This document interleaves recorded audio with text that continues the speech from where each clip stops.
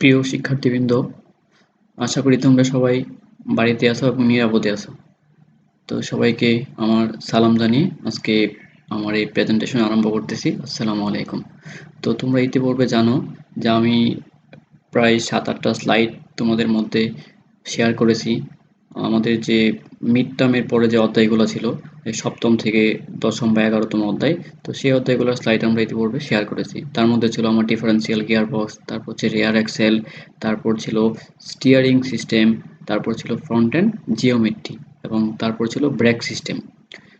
তো brake system ১১ অধ্যায় পর্যন্ত মোটামুটি ব্রেক সিস্টেম সম্বন্ধে আমরা স্লাইড শেয়ার করেছি।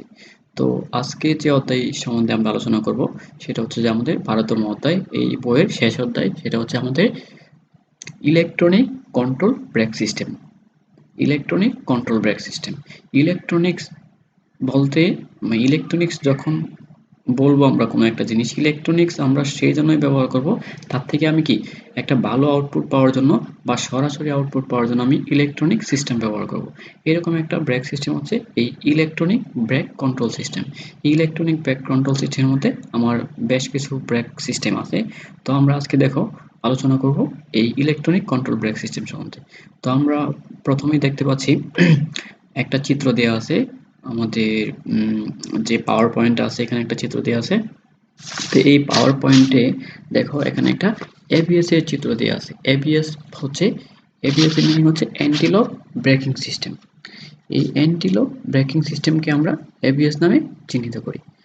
তো এই এবিএস সম্বন্ধে আমরা জানলে যে জিনিসগুলো আমরা পাঠ শেষে জানতে পারবো সেটা হচ্ছে এবিএস ব্রেকিং সিস্টেম কি, তারপর তার কাজের প্রক্রিয়াটা কি বা কার্যপ্রণালীটা কি, বা সে কি কম্পোনেন্ট নিয়ে গঠিত, তারপর সে কিভাবে কাজ করে, তারপর হচ্ছে আমরা যদি একটা সিস্টেম ডায়াগ্রাম দেখি, সিস্টেম ডায়াগ্রাম দেখতে পারবো। তারপর হচ্ছে এই এবিএস সিস্টেমটা কত প্রকার এবং তার কি অ্যাডভান্টেজ আছে এবং তার কি ডিসঅ্যাডভান্টেজ আছে, সেই জিনিসগুলো আমরা জানতে পারবো যদি আমরা এই এবিএস সম্বন্ধে আজকে স্লাইডটা দেখি। তো প্রথমে আমরা জানি কি এবিএস সিস্টেম কি। এবিএস সিস্টেম হচ্ছে এমন একটা সিস্টেম যেটা মূলত কি অনিয়ন্ত্রিত যে পিছলানোটা আছে, যখন আমি একটা গাড়িকে ব্রেক করি তখন কি আমার ইঞ্জিনের গতির চেয়ে চাকার গতি যদি কি আগে কমে যায়, তাহলে কি হবে, তাহলে কি আমার চাকা বা টায়ারের মধ্যে একটা কি পিছলানো সৃষ্টি হবে। এই পিছলানো যাতে না হয় বা স্কিডিং যাতে না হয়, সেই স্কিডিংটা রোধ করার জন্য কি আমি এই এবিএস সিস্টেম ব্যবহার করতেছি। দেখো এবিএস এর মিনিং হচ্ছে কি anti lock braking system. Anti lock মানে গেছে যে লক হতে আমি দেব না, তারপর কি আমার ব্রেক হবে, কিন্তু লক ছাড়া ব্রেক হবে। তো এটা সহজে ব্রেক করতে ড্রাইভারকে সহায়তা করে। এটি ড্রাইভারকে কি গাড়িকে তাকে গাড়ির যে স্টিয়ারিংটা আছে স্টিয়ারিংটাকে নিয়ন্ত্রণ করতেও ড্রাইভারকে সহায়তা করে। এবং উচ্চ গতিতে চলার সময় যখন কোনো ড্রাইভার ব্রেক করার প্রয়োজন হয়, যখন কোনো ড্রাইভারের ব্রেক করার প্রয়োজন হয়, তখন সে যেন ব্রেক করলে তার মধ্যে কোনো সমস্যা না হয়, এই সমস্যা যাতে সৃষ্টি না হয় সেজন্য কি আমি এই এবিএস সিস্টেমটা ব্যবহার করব। তারপর দেখো যে এবিএস এর প্রিন্সিপাল অফ এবিএস অপারেশন। তো আমি আসলে এবিএস থেকে কি বেনিফিটটা পাবো, তো এই প্রত্যেকটা জিনিসই কি আমি বেনিফিট না পেলে সেটাকে আমি ব্যবহার করব না আমার গাড়িতে, কারণ প্রত্যেকটা জিনিসই কি আলাদা একটা কস্ট আছে। তো এটার প্রথম যে বেনিফিটটা হচ্ছে, এটা হচ্ছে তোমার যে ব্রেকিং যে ক্রিয়াটা আছে, এই ব্রেকিং ক্রিয়াটা সে শক্তভাবে কি প্রয়োগ করতে পারে এবং উচ্চ গতিতে চলার সময় কি ব্রেকিং ক্রিয়াটা কি ভালোভাবে সে সম্পন্ন করতে পারে।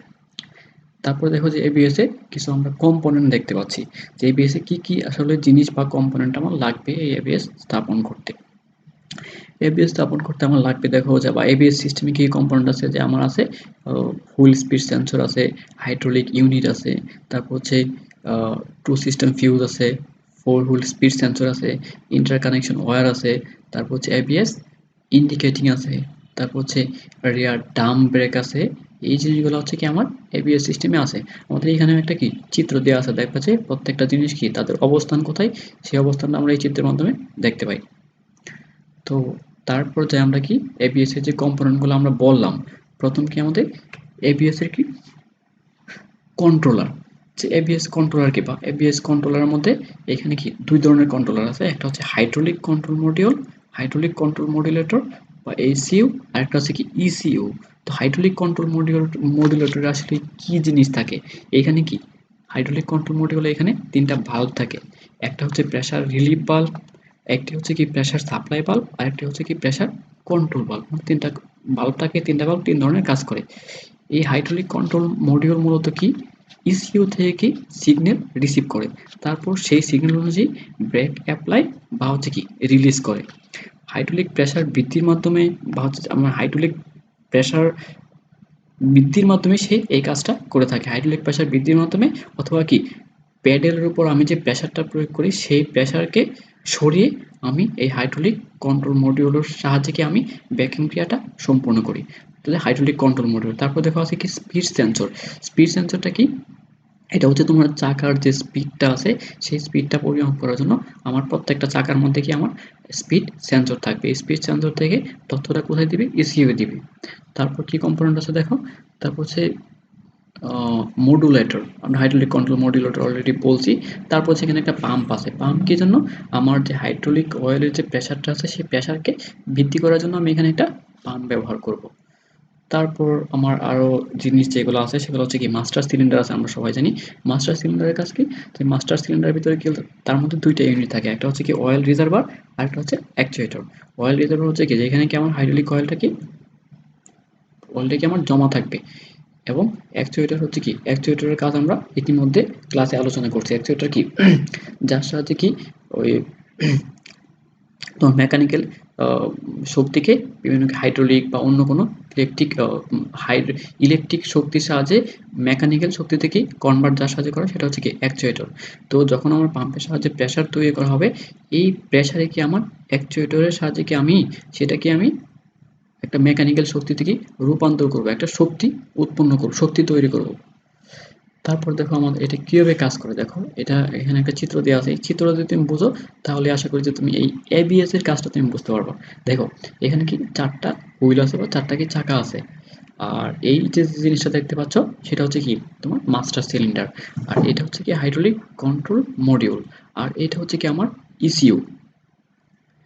আর দেখো যে এই ইসিইউ থেকে কি প্রত্যেকটা চাকা থেকে আমার একটা লাইন গেছে। এই প্রত্যেকটা চাকাতে যে লাইনগুলো গেছে সেগুলো হচ্ছে কি আমার হুইল স্পিড সেন্সরের লাইন। হুইল স্পিড সেন্সরের লাইন। প্রত্যেকটা চাকা থেকে কি আমার হুইলের যে স্পিডটা আছে এই স্পিডটা কি আমার ইসিইউকে সে জানাচ্ছে। আর এই হাইড্রোলিক কন্ট্রোল মডিউল থেকে দেখো, হাইড্রোলিক কন্ট্রোল মডিউল থেকে এই আমার যে কিছু লাইন আছে সেগুলো কি আমার ইসিইউ গেছে। যে ইসিইউ হাইড্রোলিক কন্ট্রোল মডিউলকে এই লাইনগুলোর মাধ্যমে কি তাকে ডিসিশন নিতে বলবে।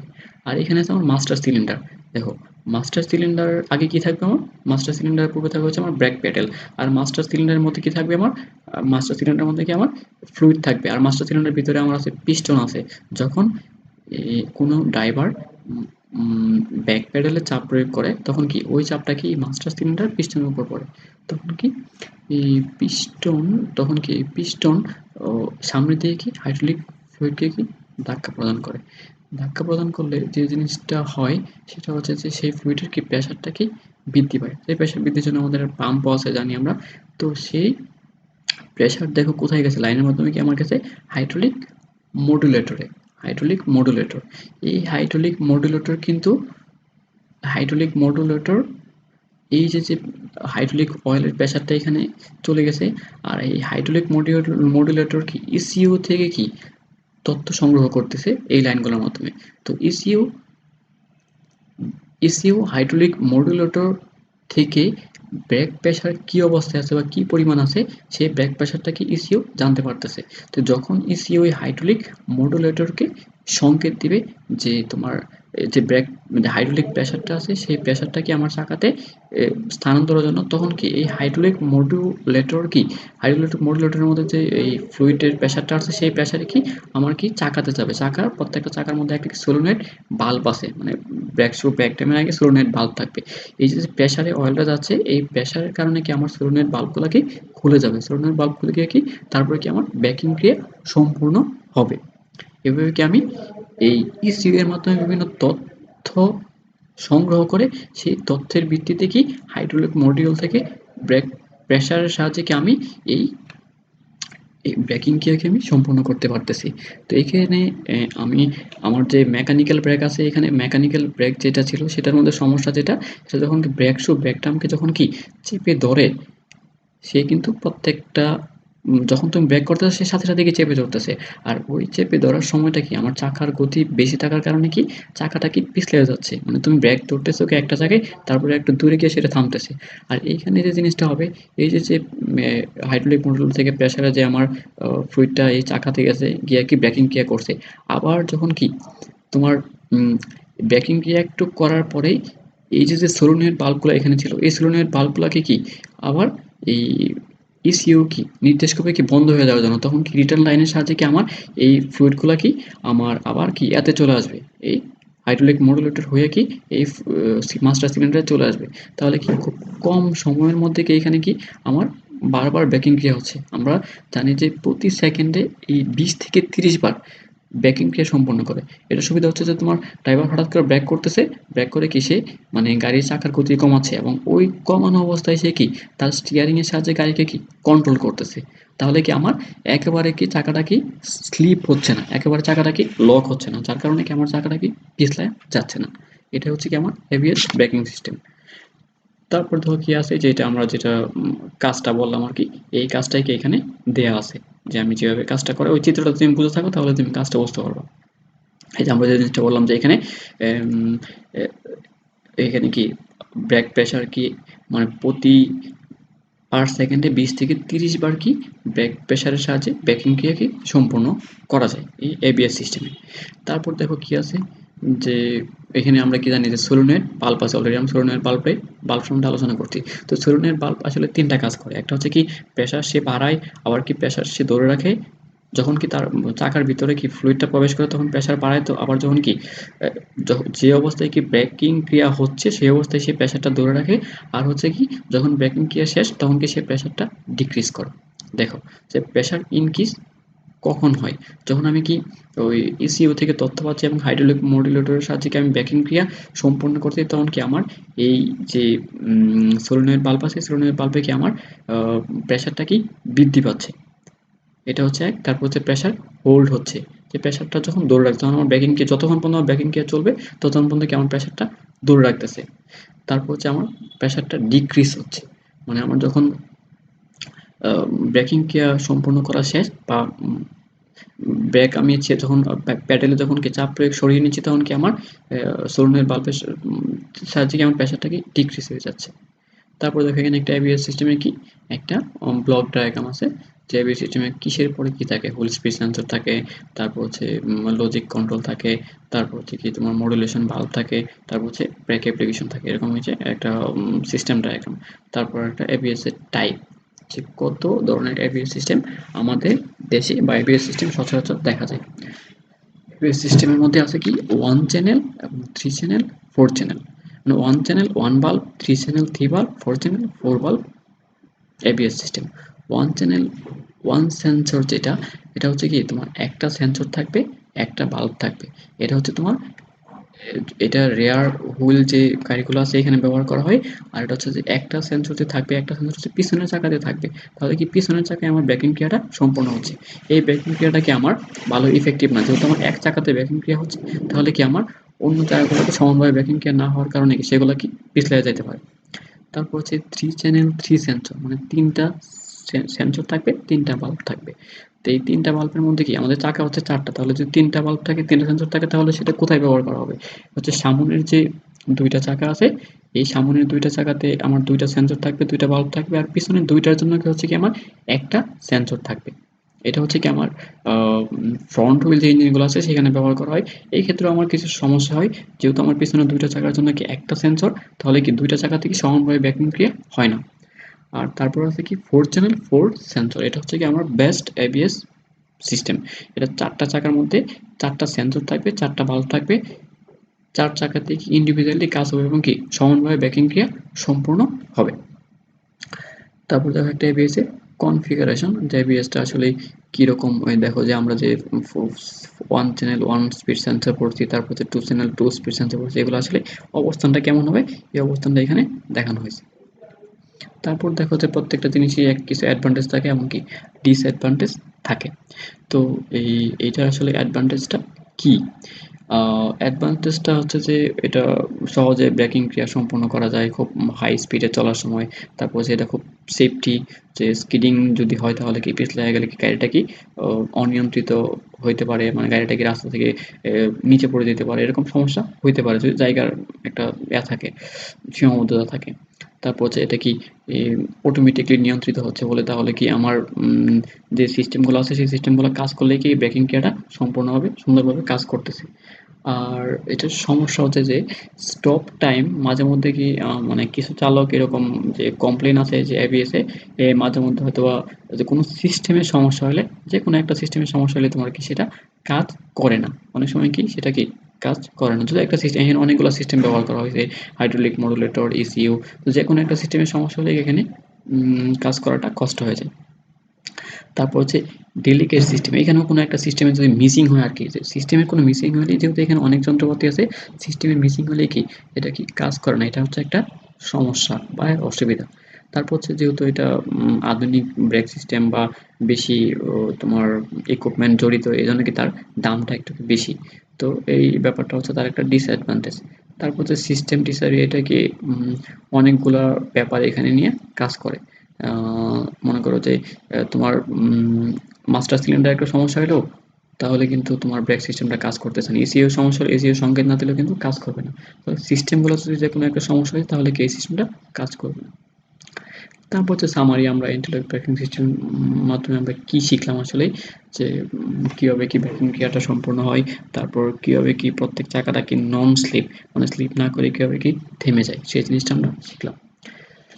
তারপর দেখো যে জিনিসটা আছে সেটা হচ্ছে তোমার EBD, electronic brake force. Electronic brake force হচ্ছে এই এবিএসিডিকে একটা উন্নত সংস্করণ। এবিএসে আমরা কি দেখছি যে আমার ব্রেকিং ক্রিয়া হচ্ছে এবং কি আমার যে হুইলটা আছে বা চাকাটা আছে সেটা কি লক হচ্ছে না। এই ইলেকট্রনিক ব্রেক ফোর্স ডিস্ট্রিবিউশন যে বা ইবিএস ইবিডি সিস্টেম যেটা, সেখানেও কি আমার এই ব্রেকিং ক্রিয়া হবে কিন্তু এখানে লক হবে না। এটা হচ্ছে আরও একটা আধুনিক, মানে এবিএস এর উন্নত সংস্করণ। উন্নত সংস্করণ কী হবে সেটা আমরা আলোচনা করব। দেখো এখানেও কি আমার এবিএস এর মতো জিনিসগুলোই আছে। এখানে দু একটা জিনিস শুধু কি বেশি আছে, যে তোমার একটা ডিস্ট্রিবিউটর থাকে। ইডি সিস্টেম ডিস্ট্রিবিউটরের মাধ্যমে কি একটা ডিস্ট্রিবিউটর থাকে, এই ডিস্ট্রিবিউটরের সাহায্যে কি আমার চারটা চাকাতে সে একটা আলাদা জিনিস করে, কি করে আমরা সেটা বলতেছি। তো অন্য অন্য সব জিনিসগুলো কি এবিএস এর মতে। তারপর এই ইন্ট্রোডাকশন আসলে সূচনাটা কি, এবিএসটা আসলে কী জন্য ব্যবহার করব, এবিএসটা ইবিডি ব্যবহার করবো হচ্ছে কি আমি প্রত্যেক চাকাতে কি লুট এক থাকে না, তোমরা জানো যে গাড়ি যদি তুমি নর্মালি কি, যদি তোমার মানে গাড়িতে কোনো লুট নেই তাহলে কি তোমার সামনের চাকা থেকে লুট বেশি থাকবে, যেহেতু তোমার ইঞ্জিন যদি সামনে থাকে। আর যদি তোমার গাড়িতে তোমার লুট থাকে তাহলে কি পিছনের দিকে তোমার ইঞ্জিন হয়তো লুট বেশি থাকতে পারে। তো লুট প্রত্যেকটা চাকার মধ্যে কি সমান থাকে না। তো সমান না থাকার কারণে প্রত্যেকটা চাকায় কি সমানভাবে ব্রেকিং ক্রিয়া সম্পন্ন করা আমার দরকার নাই। তো সেই জিনিসটাই হচ্ছে ইবিডি মূল প্রতিপাদ্য বিষয়। তো আমরা দেখি যে এটা আসলে ব্যবহার করার উদ্দেশ্যটা কি। এই উদ্দেশ্য হচ্ছে আগের মতো, যে এটা লকিং আপ ছাড়াই কি ব্রেকিং ক্রিয়া সম্পন্ন করবে, মানে লক ছাড়াই ব্রেকিং ক্রিয়া সম্পন্ন করবে। তারপর হচ্ছে ওভার স্টিয়ারিং, আন্ডার স্টিয়ারিং এটা কি প্রতিহত করবে। তারপর হচ্ছে ব্রেক করার পরে যে স্টপিং ডিস্টেন্সটা আছে, যে বা ব্রেক করার সময় কত দূরত্বে থেমে যাবে সেই দূরত্বটা কি ইবিডি আরও কি কমিয়ে দেয়, এবিএস থেকে আরও কমিয়ে দেয়, যে খুব অল্প সময়ের মধ্যে কি আমার ব্রেক করার সাথে সাথে গাড়িটা কি থেমে যাবে। তারপর হচ্ছে কি কি কম্পোনেন্ট আছে, এখানে কম্পোনেন্টের মধ্যে আগের মতোই আছে, যে ইসিইউ আছে, তারপর স্পিড সেন্সর আছে, এখানে একটা আইএ সেন্সর আছে এবং ব্রেক ফোর্স মডুলেটর আছে। তারপর হচ্ছে দেখো এটার আসলে বেসিক বা ব্লক ডায়াগ্রামটা কেমন, এখানে সেন্সর কি বিভিন্ন সিস্টেমের মাধ্যমে তথ্য রিসিভ করে সেটা কি ইসিইউ এ পাঠাচ্ছে, ইসিইউ কি সেটা কি ব্রেক ফোর্স মডিউলকে দিচ্ছে কাজটা করার জন্য। তো দেখো এই ইপিটি সিস্টেমটা আসলে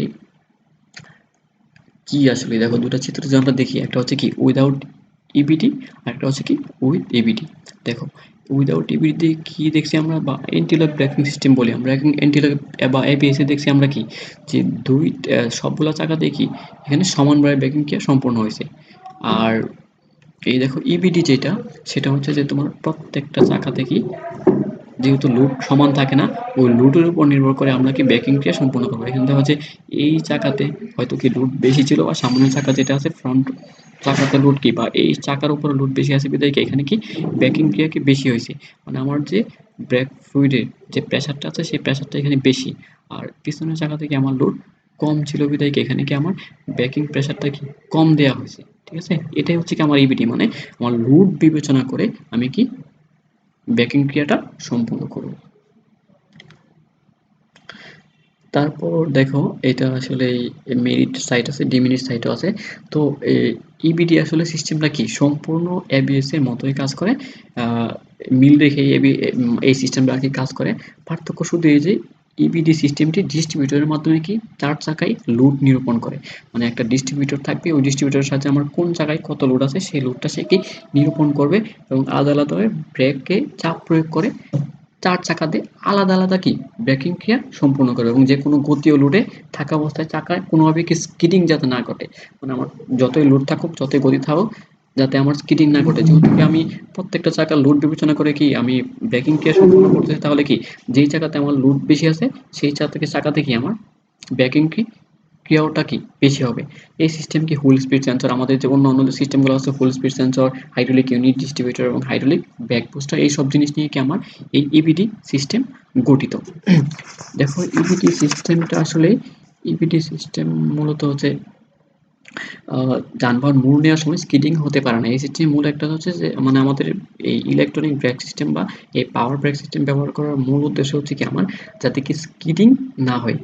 ইবিডি এর প্রধান কাজগুলোর মধ্যে একটা হলো কি ব্রেক ফোর্সের পরিবর্তনের মাধ্যমে যানবাহনের কি যানবাহনকে নিয়ন্ত্রণ করা। ব্রেক ফোর্স পরিবর্তন আমরা আগে যেটা বলছি যে প্রত্যেকটা চাকার কি সে লোড বিবেচনা করে কি ব্রেকিং ক্রিয়া সম্পূর্ণ করবে। অধিকাংশ যানবাহন ব্রেকিং এর সময় কি ফ্রন্ট অ্যাক্সেলের দিকে ফোর্স ধাবিত হয়, ফলে কি পিছনের চাকার তুলনায় কি সামনের চাকা কি রোডের সাথে বেশি ফ্রিকশনে থাকে। যখন কি আমার ব্রেক করি তখন কি সামনের চাকা কি আমার বেশি ফ্রিকশন তৈরি হয়। এমন এই অবস্থায় এই এবিএস সিস্টেম পিছনের চাকাগুলো স্পিডিং এ সম্পূর্ণ হয় এবং এই অবস্থায় পরিবর্তনের জন্য ইবিডি সিস্টেম এবিএস সিস্টেমকে নিয়ন্ত্রণ করে। মানে আমার এই এবিডি সিস্টেম বা এবিএস সিস্টেম যেটা আছে, এবিএস সিস্টেমে কি আমার ৪ চাকাতেই কি সমহারে কি ব্রেকিং ক্রিয়া সম্পন্ন হয়েছিল। আর এই ইবিডি সিস্টেমে হচ্ছে কি প্রত্যেকটা চাকা লোড বিবেচনা করে ব্রেকিং ক্রিয়া সম্পন্ন হবে। এটাই হচ্ছে তাদের মূল পার্থক্য। মূল যে ব্যবধানটা তাদের মধ্যে এটাই হচ্ছে এই এই এই কথাটা। আর ইবিডি সিস্টেম যেটা সেটা হচ্ছে কি শতভাগ সে স্কিডিংকে নিয়ন্ত্রণ করে বা স্কিডিং মুক্ত রাখে। তো এটার মেরিটটা কি বা সুবিধাটা কি আসলে এটা কি খুব কম ডিস্টেন্সে, মানে আমার এবিএস এর চেয়ে আরো কম ডিস্টেন্সে ব্রেকিং ক্রিয়া সম্পন্ন করে। তারপর হচ্ছে রিস্ক মানে ব্রেক সিস্টেমে যে ঝুঁকি থাকে ব্রেক করার সময় সেই ঝুঁকিটাকে সে কমায় দেয়। আর ডিমেরিট হচ্ছে বা ডিসঅ্যাডভান্টেজ হচ্ছে এটা কি আরো এক্সপেন্সিভ এবিএস এর চেয়ে। তারপর হচ্ছে এটা হচ্ছে যে যে এই কিছু সংখ্যক যে গাড়িগুলো আছে, যে সার্টেন যে গাড়িগুলো আছে যেগুলো হাই স্পিডে চলে, এইসব গাড়িতে শুধু আমার এই ইবিডি সিস্টেম ব্যবহার করা হয়।